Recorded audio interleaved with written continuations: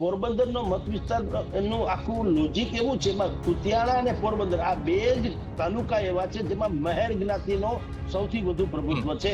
મહેસાણામાં જેમ નીતિનભાઈ ના રૂસણા ની વાતો ચાલી રહી છે, એવી જ પોરબંદરની બેઠક ઉપર જયેશભાઈ રાદડિયાના રૂસણાની બેઠક પણ અને વાતો પણ ચાલી રહી છે.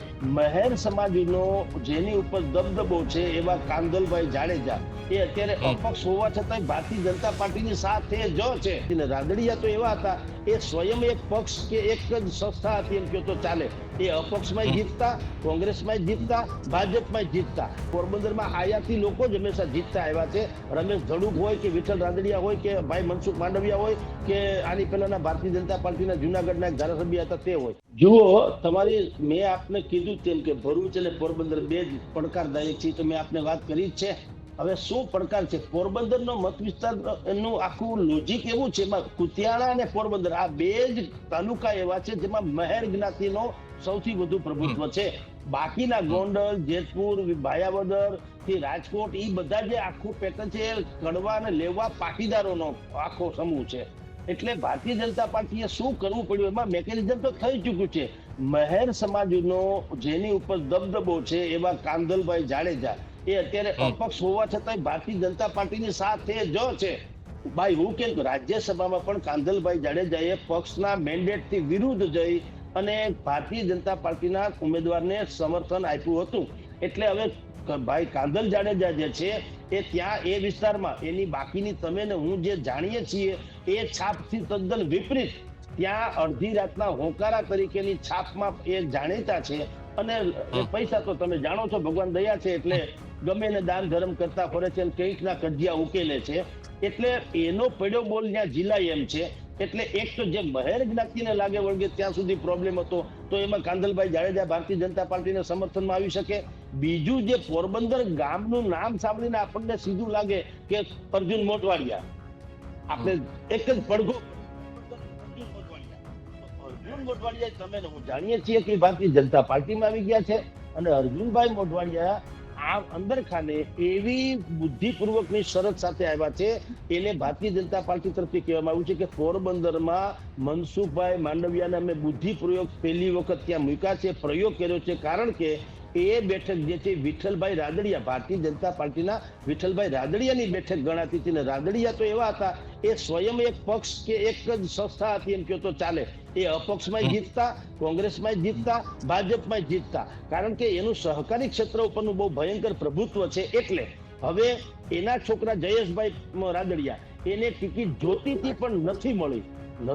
એટલે બુદ્ધિપૂર્વકની જે મહેસાણામાં જેમ નીતિનભાઈ ના રૂસણા ની વાતો ચાલી રહી છે, એવી જ પોરબંદરની બેઠક ઉપર જયેશભાઈ રાદડિયાના રૂસણાની બેઠક પણ અને વાતો પણ ચાલી રહી છે. હાલાકી જયેશભાઈએ ક્યારેય એવું પ્રતિપાદિત કરવા દીધું નથી કે હું રિસાયો છું અથવા તો મને નથી ગમતું, પરંતુ અંદરખાને સ્વાભાવિક જે વાત હોય.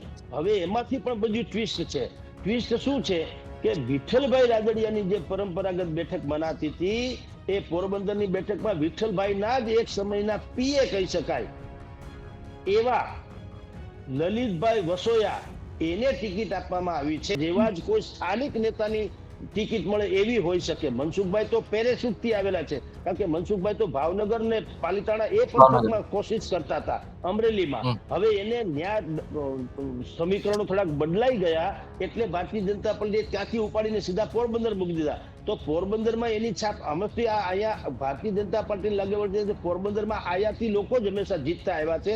રમેશ ધડુક હોય કે વિઠ્ઠલ રાદડિયા હોય કે ભાઈ મનસુખ માંડવિયા હોય કે આની પહેલાના ભારતીય જનતા પાર્ટીના જુનાગઢના એક ધારાસભ્ય હતા તે હોય સંસદ, તો છે આયાથી. પરંતુ મનસુખ માંડવિયાનું ત્યાં એટલું બધું કોમ્યુનિકેશન એવું નથી જેવું વિઠ્ઠલભાઈ રાદડિયાનું હતું.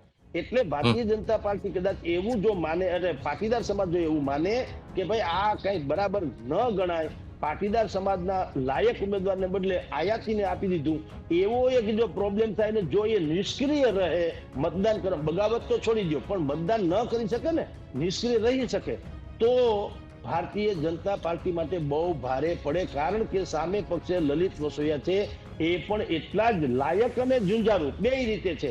અને બધા જ એને ઓળખે છે. જેટલા વિઠ્ઠલભાઈ રાદડિયાને ઓળખે છે એટલા જ લોકો જે ભાઈ લલિત વસોયાને પણ ઓળખે છે.